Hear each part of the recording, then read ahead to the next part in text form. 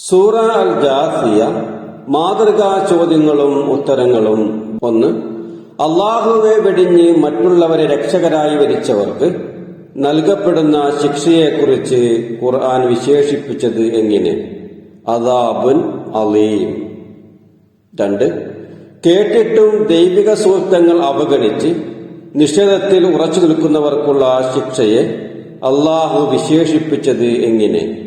ഫബശ്ശിർഹു B അദാബിൻ അലീം. 3. അള്ളാഹുവിന്റെ സൂക്തങ്ങളെ പരിഹാസപാത്രമാക്കുന്നവർക്ക് നൽകപ്പെടുന്ന ശിക്ഷയെ അള്ളാഹു വിശേഷിപ്പിച്ചത് എങ്ങനെ? അദാബുൻ മുഹീൻ. 4.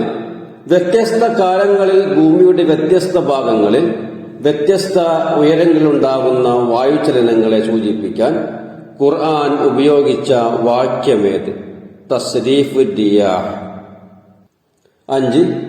ബനി ഇസ്രായേലിന് ശേഷം പ്രവാചകൻ സല്ലല്ലാഹു അലൈഹി വസല്ലമക്ക് എന്ത് നൽകി എന്നാണ് 18-ാമത്തെ ആയത്തിൽ പറയുന്നത്?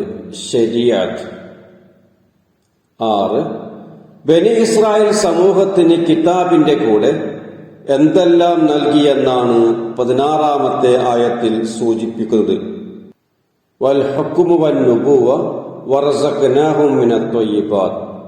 ഹുക്കുമും പ്രവാചകത്വവും നല്ല ഭക്ഷണവും.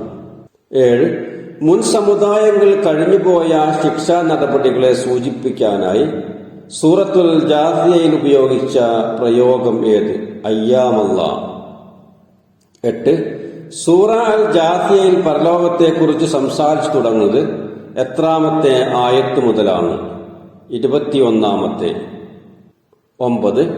കാലത്തിന്റെ കറക്കത്തിൽ സ്വയമേവ വന്നു ചേരുന്നതായി നിഷേധികൾ പറഞ്ഞത് എന്തിനെ കുറിച്ചാണ്?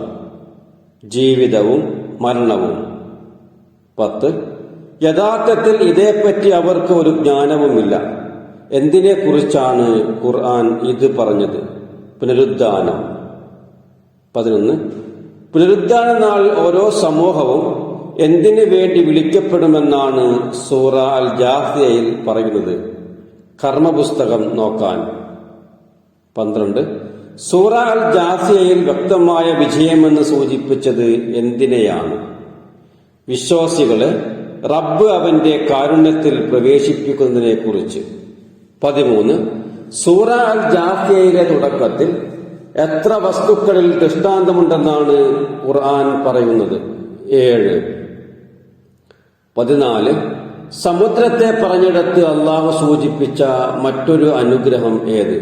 കപ്പൽ. 15. അവന്റെ കാതുകൾക്കും മനസ്സിനും മുദ്ര വച്ചിരിക്കുന്നു, കണ്ണുകൾക്ക് മൂടിയിട്ടിരിക്കുന്നു. സൂറ ജാസിയയിൽ ഏത് വിഭാഗത്തെ കുറിച്ചാണ് ഇത് പറഞ്ഞത്?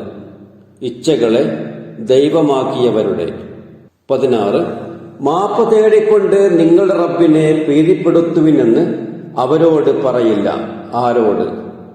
പരലോക ജീവിതത്തെ പരിഹാസ്യമാക്കിയവരോട്. 17. ഭക്തജനങ്ങളുടെ കൂട്ടുകാരൻ ആരാണെന്നാണ് സൂറ അൽ ജാസിയയിൽ പറയുന്നത്? അല്ലാഹു. 18. 36-ാമത്തെ ആയത്തിൽ അള്ളാഹുവിന് സർവസ്തുതിയും നൽകുന്നത് എന്ത് വിശേഷണങ്ങൾ പറഞ്ഞിട്ടാണ്? ആകാശഭൂമികളുടെയും സർവലോകത്തിന്റെയും പരിപാലകനായ അള്ളാഹു. 19. ആരെയാണ് അള്ളാഹു കാരണത്തിൽ അണക്കുന്നത്? സത്യവിശ്വാസം കൈക്കൊള്ളുകയും സൽക്കർമ്മങ്ങൾ അനുഷ്ഠിക്കുകയും ചെയ്തവരുടെ. 20. കാലചക്രത്തിന് ഖുർആൻ ഉപയോഗിച്ച പദമേത്? അദ്ദഹർ. അള്ളാഹു ഇതൊരു സൽക്കർമ്മമായി സ്വീകരിച്ച് ഇഹപരത്തിൽ അർഹമായ പ്രതിഫലം നൽകുമാറാകട്ടെ.